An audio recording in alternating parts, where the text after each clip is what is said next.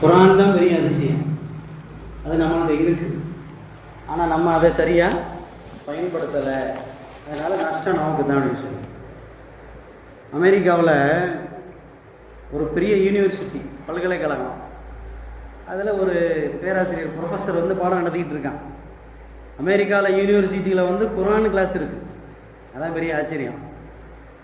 இப்போ நம்ம ஊரில் சில ஆகாத பாடத்தெல்லாம் புக்கில் வச்சுருப்பான். அதை நமக்கு படிக்கிறதுக்கே பிடிக்காது, ஆனால் புக்கில் இருக்கும். அதை படித்து தான் ஆகணும். பெரும்பாலும் 10th +2 பசங்கள்கிட்ட கேட்டால் தெரியும், ஏப்பா உனக்கு என்ன சப்ஜெக்ட் பிடிக்காதுன்னா, மேக்ஸும் சயின்ஸு தாங்க பெரிய தலைவலிமா என்ன சொல்லுவான். மேக்ஸும் சயின்ஸும், கணக்கு, அறிவியல். ஏன்னு கேட்டால் நிறையா பேர் கோட் அடிக்கிறது மேக்ஸ்லேயும் சயின்ஸ்லேயும் தான். இது எல்லாத்துலேயும் எப்படியா அப்படி இப்படி ஜெயிச்சுருவாங்க, பாஸ் ஆகிடுவான். மேக்ஸ்லேயும் சயின்ஸ்லேயும் தான் விட்டுக்கிட்டு போயிடும். அதில் 10, 12 நிறைய பேர் கவர்ந்துருவான். பிடிக்காது, ஆனால் படிச்சுதான். ஏன்னா கிளாஸில் சப்ஜெக்ட் இருக்குது. இன்னும் சொல்ல போனால் தமிழை விட இங்கிலீஷை விட மற்ற எல்லாத்தையும் விட முக்கியமான சப்ஜெக்ட் என்ன தான்? மேக்ஸு சயின்ஸு தான். அதுதான் மண்டைக்கு சுற்றுறது. இதெல்லாம் எதை படித்தாலும் வந்துடும். தமிழ் இங்கிலீஷ் இருக்க எதை படித்தாலும் கழுத வந்துடும். ஆனால் கணக்கு அறிவியல் இருக்க அதுக்கு மூளை தேவைப்படும். அதனால தான் பசங்க அதை வெறுக்கிறது. அது மாதிரி இந்த ப்ரொஃபஸர் வந்து பாடம் நடத்துகிறான். குரானை பற்றி ரிசர்ச் பண்ணுறான். ஆனால் அவனுக்கு என்ன இல்லை, குரானை கொள்கையால் பிடிக்காது.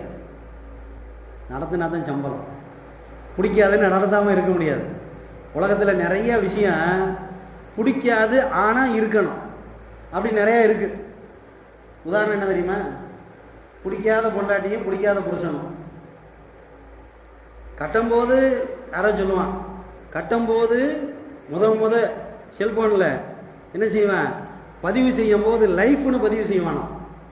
மனைவி பேரை எப்படி செய்வேன்? லைஃப், அப்படின்னா வாழ்க்கை. 3 வருஷம் கழித்து ஒய்ஃப்னு போடுவான். அந்த லைஃப்பை எடுத்துகிட்டு ஒய்ஃப்னு போடுவான். ஒய்ஃப்னா என்ன, மனைவி, சாதாரண யூஸ்வலாக.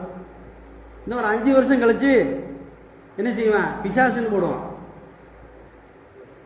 ஏன்னா இந்த நம்பர் வந்தால் எடுக்கக்கூடாது. அவர் சப்ஜெக்ட் தான் ஓடிக்கிட்டு இருக்கு. இந்த நம்பர் வந்தால் எடுக்கக்கூடாதுன்னு யார் நம்பரு? மனைவி பேரை எப்படி பதிஞ்சு வச்சுருப்பான்? பிசாசுன்னு பதிஞ்சு வச்சுருப்பான்.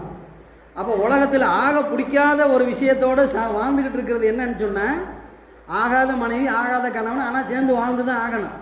பிடிக்கலை அவன் வெட்டிட்டுலாம் போக முடியாது. என்ன பண்ணுறது? கல்யாணம் ஆயிடுச்சு, பிள்ளை பிறந்துருச்சு, சரி கூடவோ குறைச்சோ சனியனோட வாழ்க்கையை முடிச்சிடுவான் அப்படின்னு 80% பேர் ஓடிக்கிட்டு இருக்கான். வெளியில் சொன்னால் பிரச்சனை, ஏன்னா நீனுமா அப்படின்றான். அதனால என்ன செய்வாங்க, இது ஒரு உதாரணம். இது மாதிரி அந்த ப்ரொஃபஸர் என்ன செய்கிறான், பிடிக்காத சப்ஜெக்ட் நடத்திக்கிட்டு இருக்கான். அப்போ அதில் ஒரு வசனம், குர்ஆனுடைய வசனம். என்ன வசனம்? மா ஜஅலல்லாஹு பி ரஜுலின் மின் கல்பைனி ஃபி ஜௌஃபிஹி அப்படின்னு ஒரு வசனம். எந்த ஆணுக்கும், நல்லா புரிஞ்சுக்கங்க, எந்த ஆணுக்கும் அல்ல 2 இதயத்தை வைக்கல அப்படின்னு ஒரு வசனம், குர்ஆன் வசனம். அதை அவன் பாடம் நடத்துகிறான். நடத்தும் போது அவனுக்கு தான் பிடிக்காதில்ல குர்ஆன். வாய்க்குள்ளே ஒரு முணங்குறான். என்னத்த பெரிய குர்ஆன், ஆம்பளைகளுக்கு மட்டும் 2 கல்வி இல்லைன்னு சொல்கிறான், பெண்களுக்கு மட்டும் 2 இதயமாக இருக்குது அப்படின்னு அவன் ஒரு கமெண்ட் கொடுக்குறான். யார்? அந்த ப்ரொஃபஸர். இப்போ இதை கேட்டுக்கிட்டு இருந்த மாணவர்கள் ஒரு சின்ன பையன் எந்திரிச்சு சொல்கிறான், சார் நீங்கள் தப்பாக வழங்கிட்டீங்க குர்ஆனை. அல்லாஹ் கரெக்டாக சொல்லியிருக்கான், ஆண்களுக்கு 2 இதயம் இல்லை, ஆண்களுக்கு 2 இதயம் இல்லை அப்படின்னு அல்லாஹ் சொல்றானா, பெண்களுக்கு 2 இதயம் இருக்கிறது அப்படின்னு அர்த்தம். ஒரு வாத்தியார் முழிக்கிறார், என்னப்பா அப்படின்னு. அப்போ அந்த பையன் சொல்றான், சின்ன பையன் சொல்றான், பெண்களுக்கு 2 இதயம் ஒரு நேரத்தில் இருக்கு. எந்த நேரத்தில் தெரியுமா? அவங்க கருவுற்று இருக்கும் பொழுது, அவங்களுடைய வயிற்றில் குழந்தை இருக்கும்போது அவங்களுடைய இதயம் ஒன்று இருக்கா, குழந்தையுடைய இதயம் ஒன்று இருக்கா. இதை தான் அல்லாஹ் இங்கே சொல்கிறான். சின்ன பையன் சொல்கிறான். புரியுதா இல்லையா? அப்போ குர்ஆன் எவ்வளோ ஆச்சரியமானது. சின்ன சின்ன பிள்ளைங்கள் வந்து அந்த குர்ஆனை ரிசர்ச் பண்ணுறான், ஆராய்ச்சி பண்ணுறான், அதை விரும்புகிறான், அதோடவே வாழ்க்கையை நடத்துகிறான். எடுத்து பாருங்க, நான் சொன்னேன்ல, எடுத்து போட்டு பாருங்க. குரானுடைய ஓதுகையெல்லாம் சின்ன சின்னவங்களாம் 7 வயசு 8 வயசு பிள்ளைங்கள்லாம் அந்த குரான் ஓதுகிற இனிமையை கேட்டால் சுப்ஹானல்லாஹ் மெய் மறந்து போயிடும். ஒரு மூச்சில் ஒரு சூறா முழுசாக ஓதுறான். அவ்வளோ இனிமையான குரல். நம் பிள்ளைகளுக்கும் சரி நம்மளுக்கும் சரி வர்றது பூரா என்ன வருது? குத்துப்பாட்டு தான் வாயில் வருது. கோயிலையும் வரையிலையும் ஏதாவது போராக இருக்குன்னு சொன்னால் என்ன செய்கிறான்? பாட்டு கேட்டுக்கிட்டு போகணுங்கிறான். சினிமா அதாவது 4 பஸ்ஸு போகுதுன்னு சொன்னால் 4 பஸ்ஸில் எந்த பஸ்ஸு பாட்டு இருக்கோ அந்த பஸ்ஸில் ஏறுறான். ஏண்டான்னு சொன்னால் இதில் வேகமாக போயிடுவான்டா, சாயிலையாவது பாட்டு கேட்டுக்கு சாவுறீங்க, வேகமாக போவான் அப்படின்னா என்ன சொல்கிறேன்? சரி சாவையிலையாவது பாட்டு கேட்டுக்கிட்டாவது செத்துப்போமே அப்படிங்கிறானா. அப்போ இவன் எப்போ குரானை யோசிக்கிறது? இப்போ குரானை எப்படி இவன் வழங்குறது?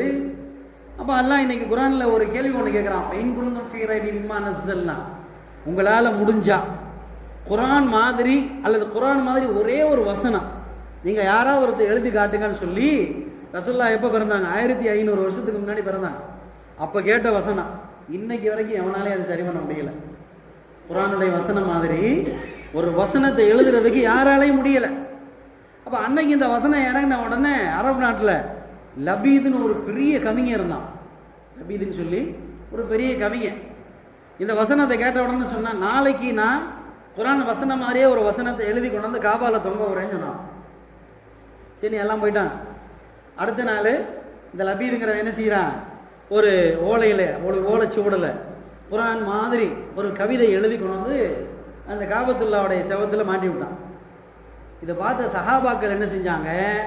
குரான்லேருந்து ஒரு சூறா, சின்ன சூறா, அல்காரியாத்தும் அல்காரியா அப்படிங்கிற மாதிரி ஒரு சூறாவை கொண்டு வந்து அது பக்கத்தில் மாட்டினான். உடனே மக்கள்லாம் பார்த்தாங்க, இந்த வசனம் எப்படி இருக்கு? குரானுடைய வசனம் இதனுடைய எதுக மோனம் எப்படி இருக்கு? இதனுடைய இலக்கணம் இலக்கியம் எப்படி இருக்கு? அர்த்தம் எப்படி இருக்கு? நீ என்னடா கிறுக்கி வச்சிருக்கிற அப்படின்னு சொல்லி கேட்டவொடனே அதை எடுத்துகிட்டு போயிட்டான் லபீது. அவனால் என்ன செய்ய முடியலை? இந்த குரானுடைய வசனத்துக்கு நிகரான ஒரு எழுதை கொண்டு வர முடியலை. இது அதோட முடிஞ்சு போச்சு. கொஞ்சம் வருஷம் ஆச்சு. இல்லையா குரான் மட்டும் இப்படி இருக்க. சில இந்த யூதர்கள் நஸ்ரானிகள்லாம் போய் இன்னும் ஒரு முகப்பா அப்படிங்கிற ஒரு பெரிய கவிஞர்கிட்ட போனான். போய் எப்பா நீ சும்மா இருக்கிற, நீ பெரிய கவிஞன், ஏன்னா உன்னை விட்டா இந்த அரபு நாட்டிலே ஆள் இல்லை, நீ இந்த குரான் மாதிரி ஒரு இதை எழுது அப்படின்னு சொல்லி அதை காலையிலேருந்து எழுதுறாங்க. எழுதி எழுதி தப்பாக இருக்குன்னு கிழிச்சு போடுறான். இஷாவாயிருச்சு. வந்து பார்த்தாங்க, என்னப்பா அது இருக்கிற ரூமு பூரா பேப்பர் கிழிச்சு சுருட்டி கிடக்கு, எழுத முடியல அவனால். சொன்னாங்க, குரான் மாதிரி என்னால் ஒன்றும் செய்ய முடியாது. அவ்வளோ பெரிய அதிசயம் குரான், அவ்வளோ பெரிய அதிசயம் குரான். ரசூலுல்லாஹ் குரான் ஓதிக்கிட்டு இருக்கும்போது அப்போ மக்காவில் காஃபிர்கள்லாம் இந்த சத்தம் காதில் விழுவக்கூடாதுன்னு பஞ்சு வச்சுக்குவாங்க. எப்படிங்க? ரசூலுல்லாஹ் வீட்டில் உட்காந்து குரான் ஓதிட்டு இருப்பாங்க, காபத்தில் அதை உட்காந்து ஓதுவாங்க. நீங்கள் என்ன செய்வாங்க? அந்த குரான் ஓதுற சத்தம் காதில் விழுவக்கூடாது, விழுந்தா திருந்திடுவோமே. எப்படி பயான் கேட்காம வர்றோம்ல ஜும்மாவுக்கு லாஸ்ட்டாக முதல்ல வந்து திட்டுறது திருந்தி நம்ம தொழுதுருவோமே, அப்படி தானே? ஜும்மாவுக்கு ஏன் பயானம் முடிஞ்ச பிறகு வர்றது? சீக்கிரம் வந்தால் திட்டுறது காதில் விழுந்தா திருந்திடுவோமே, அதுக்கான லாஸ்ட்டாக வர்றது. ஜும்மாவுக்கு வந்து கேட்கலை, அமர்த்தி விட்டாரு, ஸ்பீக்கர் வேலை செய்யலை, அது குறை, இது குத்துது கொடை. முன்னாடி வந்து திருந்தன்னு வந்தாவல திருந்தலாம். ரசூலுல்லாஹ் குரான் ஓதையில காதில் பஞ்சு வச்சுருந்தானா அன்னைக்குள்ள முட்டா பையன். ஆனால் ரசூலுல்லாஹ் ஓதிக்கிட்டே இருக்காங்க, நீ கேட்டா கேளு கேட்காட்டி போன்னு குரானை ஓதிக்கிட்டே இருந்தாங்க. அல்லாஹ் என்ன செஞ்சான்? அந்த பஞ்சு வச்ச காதுக்குள்ளேயும் குரானுடைய வசனத்தை கொண்டு போய் சேர்த்தான். அதில் தான் அபூபக்கர் சித்திக், உமர் ரலியல்லாஹு அன்ஹு, உஸ்மான் கனி எல்லாம் இஸ்லாத்துக்கு வந்தாங்க. பஞ்சு வச்சிருந்தவங்க முறை இஸ்லாத்துக்கு வந்துட்டாங்க, திருந்திட்டான். அல்லாஹ் திருத்தணும்னு நினைச்சானே திருந்திடும். அவ்வளோ பெரிய அதிசயம் குரான். அப்போ அந்த குரான் நம்மள்ட்ட இன்னைக்கு இருக்குது. டெய்லி ஓதுவோமா?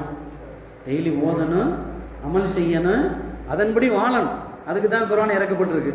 சும்மா சீர் வைக்கிறதுக்கு குரான் கிடையாது. மௌத்தானங்களுக்கு ஓதுறதுக்கு இல்லை குரான். ஹயாத்தானவங்க ஓதி அமல் செய்யணும். சரிங்களா? ஆமீன். அல்ஹம்துலில்லாஹி ரப்பில் ஆலமீன்.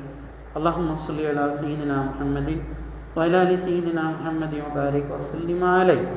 اللهم اغفر لنا ذنوبنا خطايانا كلها يا رب العالمين.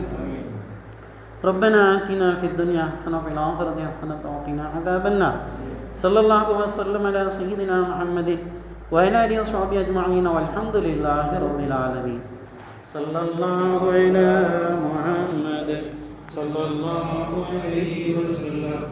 ஸல்லல்லாஹு அலா முஹம்மது ஸல்லல்லாஹு அலைஹி வஸல்லம் ஸல்லல்லாஹு அலா முஹம்மது யா ரப்பி ஸல்லி அலைஹி வஸல்லிம். அஸ்ஸலாமு அலைக்கும் வரஹ்மத்துல்லாஹி வபரகாத்துஹு.